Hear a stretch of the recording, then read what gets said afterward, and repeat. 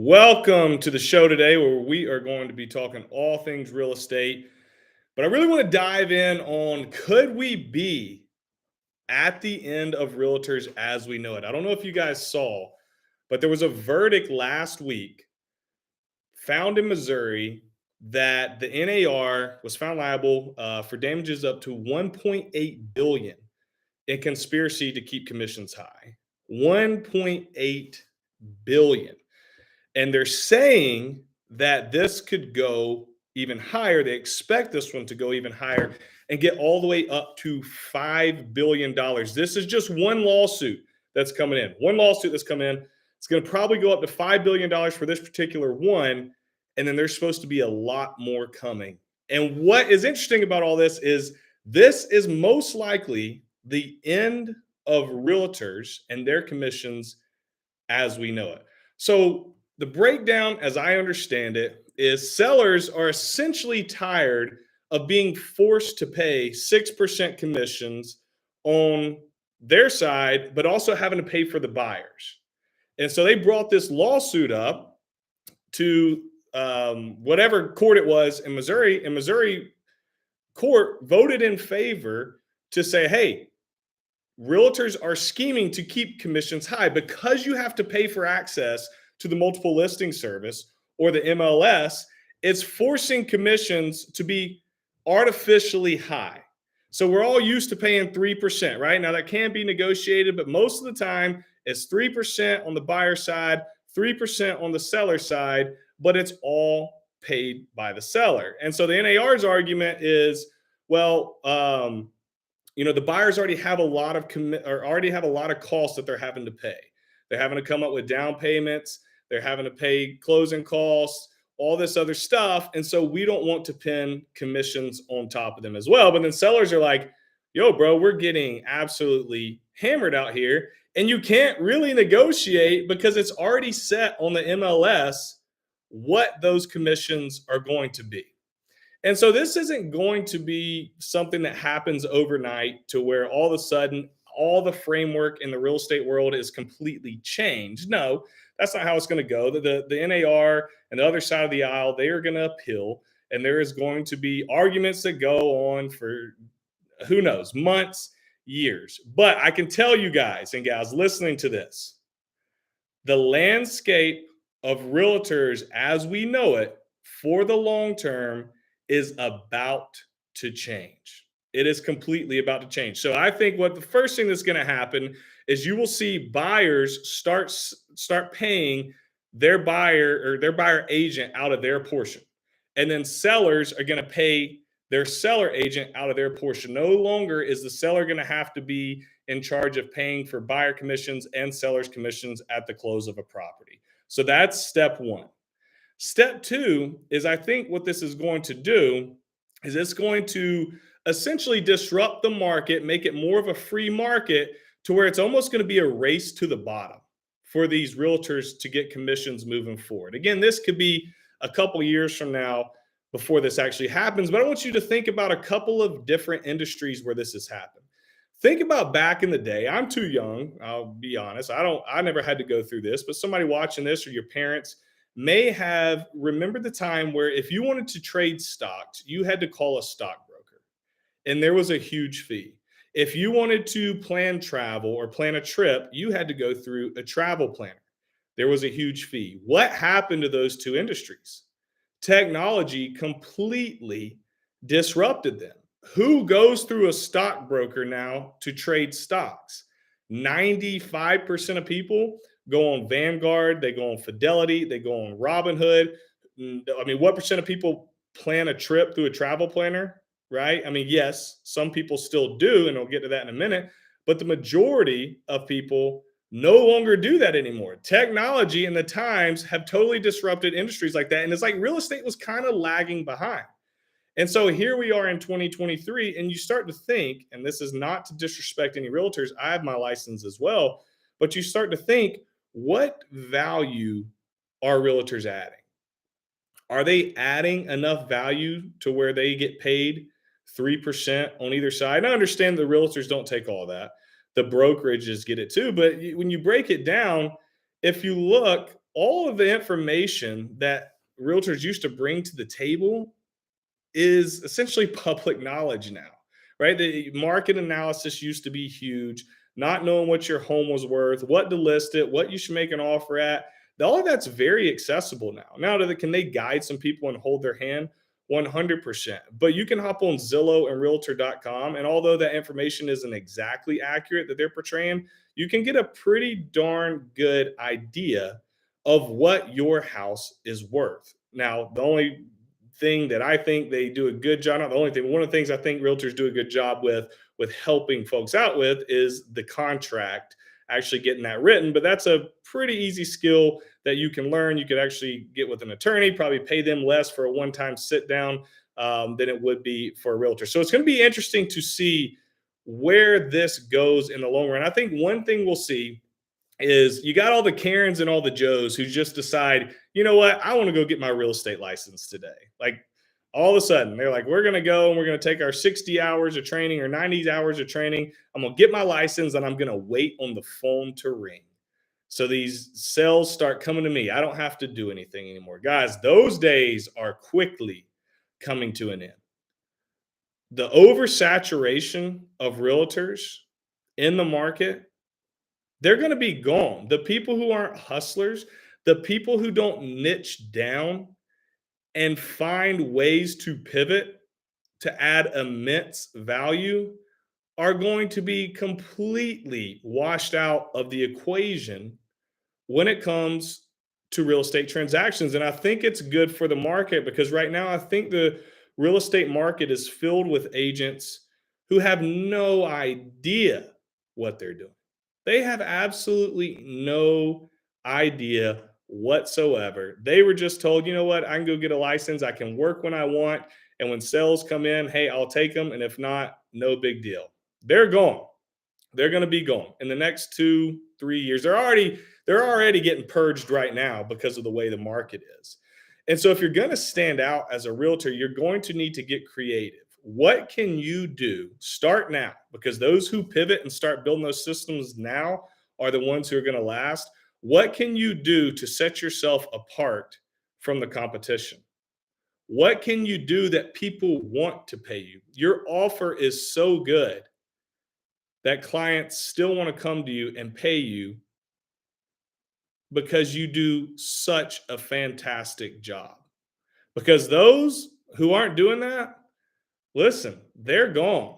And even if they hang around for a little bit, the commissions are going to drop so low that it's not even going to matter. It's not going to matter. They're not going to make anything. It's not going to be worth their time. And so I'm excited for it. As somebody who dabbles in the real estate industry a lot, mostly on the investor side, I am super excited for it because it is frustrating for me as an investor to work with a lot of agents because a lot of the homes I buy are listed by an agent. And I'm having to deal with these folks who have no idea what they're doing. They don't understand it. You can't get them to respond. They're not portraying the right information. They don't know how to negotiate to make the deal work for both sides. They keep everything so black and white. They don't get creative. And in the end, they hurt their buyer because of their lack of knowledge, or they hurt their seller because of their lack of knowledge. And so I am personally fired up that we are going to see a shift in the real estate industry. I think it's been a long time coming. I think that this probably should have happened a long time ago. I think a lot of people are going to go bankrupt over this. I think the NAR, if they haven't already, is probably going bankrupt over this. You got the big firms, the Caldwell bankers, the Remaxes. They're about to absolutely get hammered over this. And so there's going to be some blood in the water for a while, and it's going to get nasty and it's going to hurt. It's going to get worse before it gets better. Let's just say that. And it's interesting, processes like this take a little while. It's not something that happens overnight. This is going to be a long, drawn out process with a lot of bickering back and forth. But at the end of the day, the real estate world as a whole is going to get healthier and it's going to get out of archaic times, to be quite frank. And we're going to move more into times that we should be in, with it being 2023. And so keep your eye on this, watch it unfold. You know that you as a buyer or you as a seller are starting to get more leverage. It's coming your way. You can leverage right now what is going on in the court systems. Do it ethically, do it the right way, but you have that firepower now to go to these agents and start negotiating. Nothing saying you can't negotiate now. And they're going to be very skittish. These brokerages are going to be very skittish. And I guarantee you, all these big dogs, all the small ones, all the medium-sized ones, they're having emergency meetings all day, every day, to try and come up with a plan to, number one, CYA, cover your butt. They're all trying to say, how can we cover our butt? But they got to find a way to keep some money too. They don't want to have to go too deep on the discount, because they're going to go bankrupt if they do. And so you have the leverage right now, and you're going to continue to have the leverage. And so if you're a buyer or you're a seller, negotiate the crap out of everything. Understand that, yes, they are going to offer you some value, but man, there are so many ways to transact real estate without having to use an agent, especially right now on the seller side until they get this ironed out. Like, you don't have to give up 6% on every deal. Negotiate that and just know in the future you're going to be in a good position to where it's going to help the consumer. That's the biggest thing. I hate to see when people's jobs are affected negatively, but when nothing's changed and it's at the expense of the consumer, it's not healthy for the industry. And so, although I hate to see what's coming for realtors are there's about to be a mass exodus. I am so excited for the industry because it is going to be a breath of fresh air for the consumer, and it's going to be a breath of fresh air for the investor. Because I don't know if you guys have done transactions as an investor with non-investor friendly agents, guys. It is a debacle. It's a debacle. I mean, that's the only word I know to say, is it is an absolute debacle. Yes, I hear what you're saying, Realtor Gabby. You need to have an agent if you don't know what you're doing. 100%. Look, 100%. There are so many people who have no idea what they're doing, and they would get screwed on the back end if they didn't have an agent. Okay. But the type of agent that is going to withstand this is going to be one who pours their heart and soul into the job, who cares about the job, who isn't lazy. Gabby, I don't know if you would agree, but there are tons of bad agents that unfortunately taint the reputation for the ones who care. And there is a place for them. There's a place for them, but it's going to take creativity to be able to stand out among the crowd, or be able to stand out when crap hits the fan and people don't have to pay those set rates. How can you add value? I guess that's where I'm getting at. We're getting to a point in this industry to where value is going to win, right? I think it's so oversaturated with just throw a dart and pick who you want, that you, as the average consumer, can't see the value. Like, they can't tell the difference necessarily in value because it's so saturated with people who aren't bringing any value. And so, yes, there is going to be a role for these realtors as we go forward, but it's going to be those who actually do a fantastic job, those who actually care about their job, not the ones who signed up to make a quick buck. They don't answer the phone, they don't text you back, they don't get back to their sellers or buyers in time. Um, they Those are gone. And I think that's going to be good for the industry. Honey Hole says, I coach agents and LOs, and so many have mailed it in already. The ones providing value are going to survive. Yep, I can't agree more. It's interesting that the housing market, with the rates going up and the slowing of purchases or the home sitting longer, have already caused some people to mail it in. You're spot on. Just market conditions already, the ones who kind of wanted to do it the easy way and not have to put the work in. And then what these lawsuits are going to do, what this change in the industry is going to do. It's just going to expedite that process. And I don't draw on a blank on the Bible verse right now, but essentially Jesus is talking about pruning the trees for good fruit. Every business, every industry at some point gets pruned, and that's what's about to happen to the real estate industry. And so, buckle up, take advantage of it in a ethical and moral way. Understand that you're going to have more leverage on the consumer side, and you realtors work hard. I have my license myself. Work hard to make yourself valuable. What can you do? Still ideas from other industries. Go look at other industries that have been through this before, the travel agent industry and the stockbroker industry, the ones that are still around after they had these huge dynamic changes. What are they doing that people say, you know what? I will still pay a premium to work with you because of the value you're providing. I have to do it every day in my job. I mean, a lot of you business owners have to do the same. Yeah, John 15:2. Thank you. Yep, that was the scripture. But a lot of business owners have to pivot. I mean, my business with Finance Cowboys, number one, I put out a lot of free content to help people. But then the way we monetize our business is through helping people buy real estate. They come into our mentorship, into my coaching program. And so there are a lot of people out there who do that. And so I spend a lot of time saying, how do I break through the noise? How do I get somebody to say, man, Jaron and his team offer enough value that I'm going to go and spend my hard earned money with them? I trust them to, for on the realtor side, I trust them to make this transaction easier. I trust them to protect me throughout this transaction. I trust that they have the best interest for me. On our side of the coin, it's I trust Jaron to lead me to my first rental property or to my first fix or flip. I trust Jaron to expedite that process. I trust Jaron to remove the roadblocks so that I don't have to deal with the headaches he did.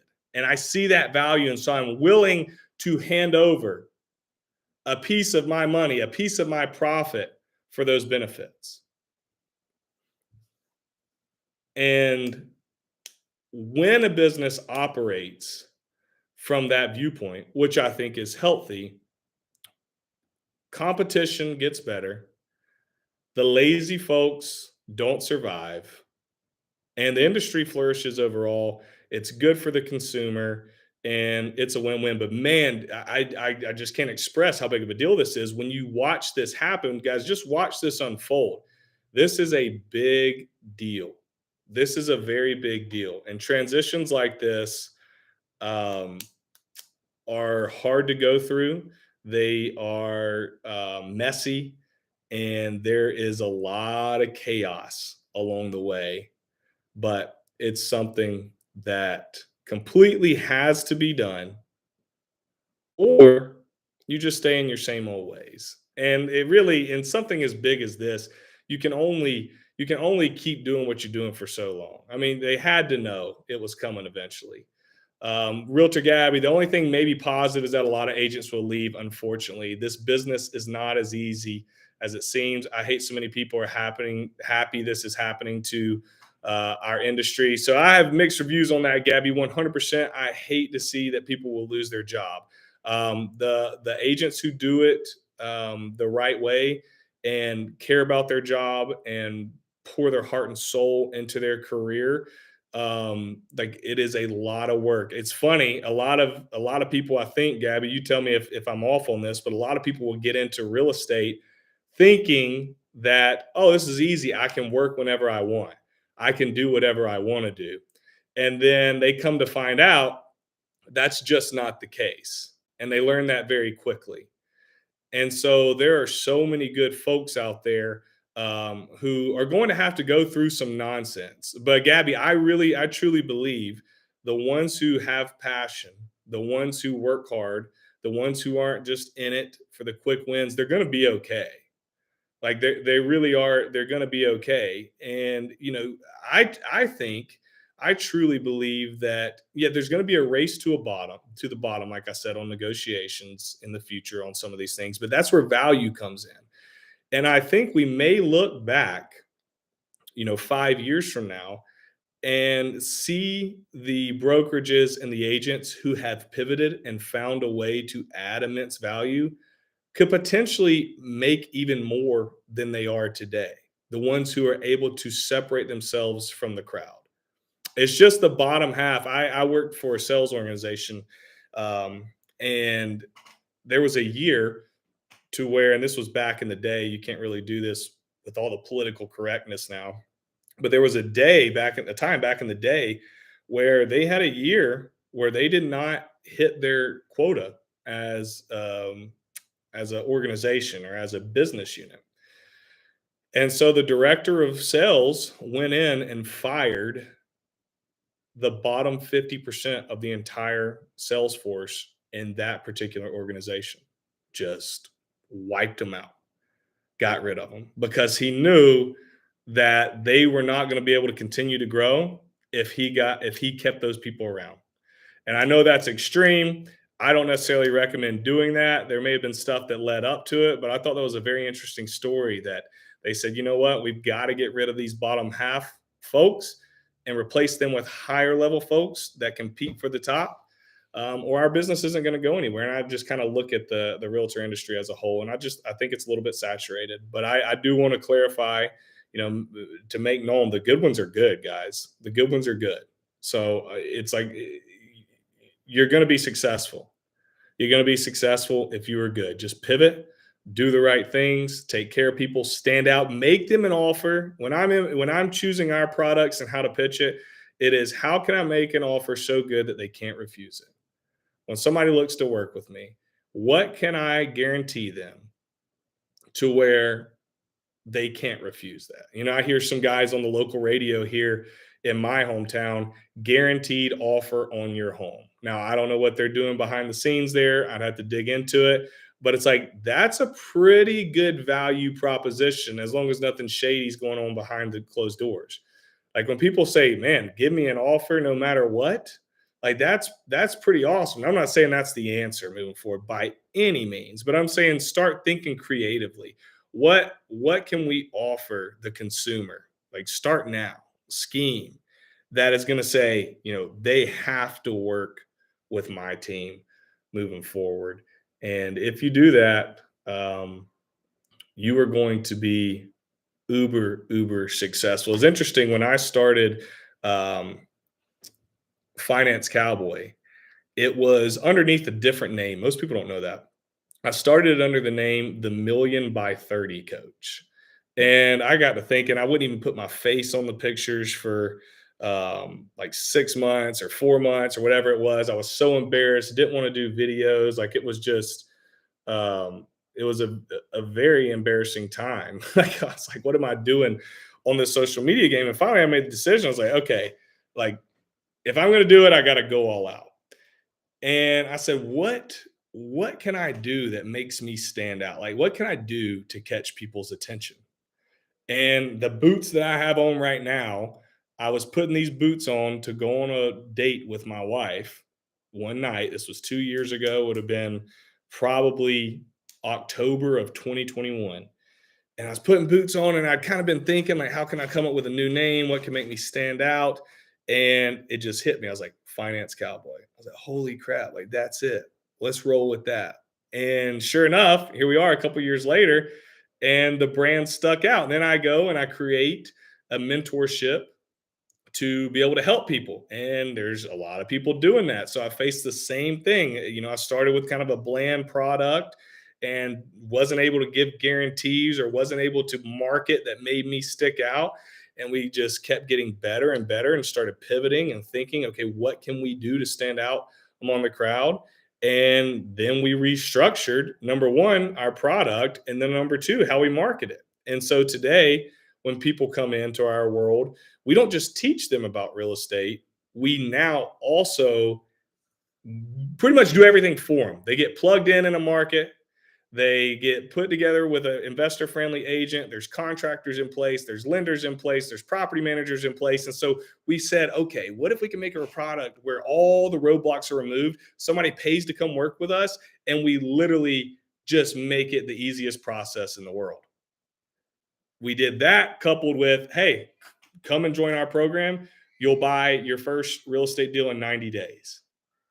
Because we had put a process in place that offers immense value to our students, we then could go and make this offer that people can't refuse. 90 days. But I'm telling you, you come work with us, you get your property in 90 days. Well, how are you going to do that for me? Well, let me show you. We got blank, blank, blank, blank, and blank. And so, I guess that's a lesson for anybody, whether you're in the realtor space. That's what I've been harping on for you guys who just showed up. The news, the $1.8 billion lawsuit against the NAR that came out of Missouri, that's going to change the landscape of real estate forever. It's going to, change which side is paying what commissions. Buyers are going to be paying buyer agent commissions. Sellers are going to be paying seller agent commissions. We're not going to have sellers paying both commissions anymore. And then what it's going to do is it's then going to open up competition to where we're not at set commissions any longer. 3% is not going to be the standard. Maybe it starts there, but negotiations are going to start being a thing. And so it is going to create competition. And I was given examples of how you have to stand out. And that's in any market, any industry, any type of product. And, was given examples of how we did it in our world of pivoting to stand out, to make our product better, to make our marketing better. And it urges you to take that next step and to become the best in your industry. Because the people who aren't getting better, the companies that aren't getting better, if you're not growing, if you're not innovating, if you're not constantly refining systems and processes, you're going to die off. Okay. They're going to go away anyways. And when you're in a competitive landscape, that going away happens a lot quicker than when you're in an uncompetitive landscape. And so, for those of you who are business owners, maybe you're a realtor, for those of you who, you have digital products, just, or maybe you want to start a business in the future, jot this down and don't forget it. Always be growing. Do not get complacent. The day you get complacent is the day that you start going backwards. I have a personal story. When I was playing baseball at Charleston Southern University, I played from 2009 to 2013. And my entire life, I never had the most talent, but I was pretty good. But I had to work for it. And so my routine in high school, this was as a high school kid, I'd get up like 4:30, 4:45, and I would be with a personal trainer at 5 a.m. And then I would go to school, and then I would come home from school, change my clothes, and if it wasn't baseball season, I would go to the hitting facility. It was a place in town. We had an indoor hitting facility, and I would stay there from 4 till 8 every day, hitting, throwing, taking grounders, hanging out with the boys. If it was baseball season, then I was at the field. And I did this every day, over and over and over, because I had a goal of playing Division I baseball. That was my sole goal in life. How do I go play Division I baseball? And so I never let my foot off the gas.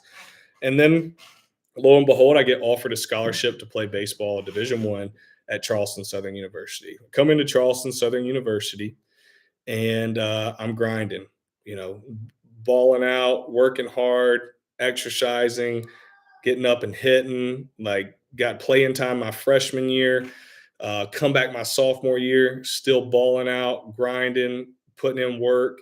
And my sophomore year, I went all conference at third base, and I hit, like, I don't know, you guys could go look it up. Probably hit like 315, had close to 20 doubles, maybe 15 stolen bases. And I'm starting to get looked at a little bit. Say, oh, this guy can play. So then scouts or from the major league or their minor league teams are starting to show interest. Like, hey, this guy's a player. Well, my junior year, I get distracted. And all of that work that I used to put in that got me to all conference in the Big South, that got me to Division I baseball, um, I lost a little bit of that, and I wasn't putting in the work. I stopped growing. I stopped pushing myself. I got comfortable. I was voted team captain. I was preseason all conference. I just finished the year before all conference. I was, the guy on the team. Like, Jaron is our guy, our leader, the man, and I couldn't handle it. And so what happened is I didn't put in the work, And my junior year, I ended up hitting, I don't know, 255, 260. I will disclaimer, I had an injury in there and was out for 2 weeks. I'd like to blame some of it on that, but I know the real answer is I wasn't putting in the work like I was before. Same thing the next year, didn't put in the work, wasn't staying in the kind of shape, partying too much, doing things I shouldn't. And same thing, have an okay year my senior year. That's it. Ball's over. Done. Nobody's picking me up. Couldn't replicate what I did my sophomore year. One hit wonder. I know that it wasn't because I didn't have it in me. I know it's because I stopped putting in the work. I stopped growing. And when you do that in life, you're going to get passed by. You're going to miss out on your dreams. You're going to miss out on creating the life that you want. And so I vowed to myself, anything that I ever do moving forward, I will never let the foot off the gas. I will never, if I'm going to decide that I want something, never again will I get lazy along the journey. Because when you do, that's when you slip and that's when you lose. That's when businesses that at one time flourished, they shut down because they let their foot off the gas. They stopped getting better. They stopped putting in the work. Look, being great at something, being a winner, being consistent, having success consistently over time doesn't come by accident. There's a reason they're called the one percenters because 99% of people won't do what it takes to achieve what I'm talking about. Most people will stop at, oh, I'm okay. I live a good life. I live a good middle class, maybe upper class life. We go on our nice vacations 2 to 4 times a year. I got my nice truck. We got our boat that we take out to the lake. I got my Ranger. I got my 5 acres of land, and that's good for me. That's fine. Mind you, you're having to work 40 to 60 hours a week just to enjoy the weekend. Um, but I don't want to push it too hard. I'm comfortable where I'm at, and if you want to live that life, that's okay. But if you plan on building something great, if you plan on standing out above the crowd, if you plan on having an impact outside of your little circle, then more is going to be required of you. And so I encourage you guys, decide what you want, set the goal, create a plan, take actions, take action, put the blinders on, and don't stop. Whatever you do, don't stop. Keep the foot on the gas and keep moving forward. And if you won't let up, then you win. Those who quit lose.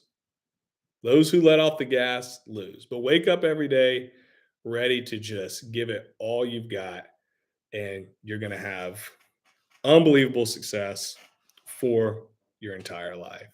So, guys, keep an eye out on what's going on in the real estate agent world. It's crazy. It's going to change the landscape. Watch it, see what happens, keep up with the news, because if you're going to be a real estate investor, this is going to affect you as we go. You agents, it's going to affect you. If you're a buyer or seller of a personal home, it's going to affect you. And so keep the lookout. It's going to be interesting to watch. And I appreciate you guys joining today. And I will see you next time.